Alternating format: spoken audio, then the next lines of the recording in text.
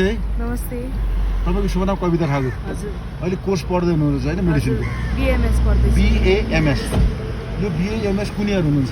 म final year. Final year कति वर्ष छ? 5.5 वर्षको। उयो एमबिबिएस जस्तै रहेछ एक्ज्याक्टली होइन? अनि इन्टर्नसिप गराउँछन्? हजुर गराउँछ। कहाँ हुँदैछ?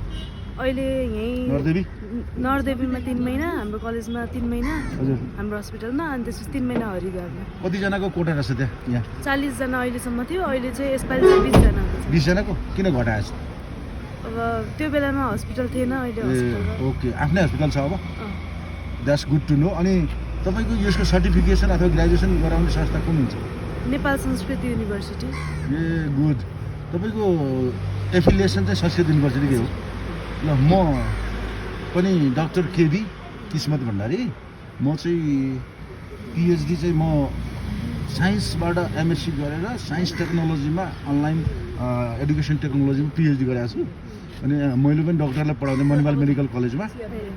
बायोकेमिस्ट्री पढाउँथेँ मैले जमानामा। ल खुसी लाग्यो। अब अल द बेस्ट। तपाईँको सुखद भविष्यको इच्छा कामना पुरा होस्। मेरो आशीर्वाद शुभकामना छ है।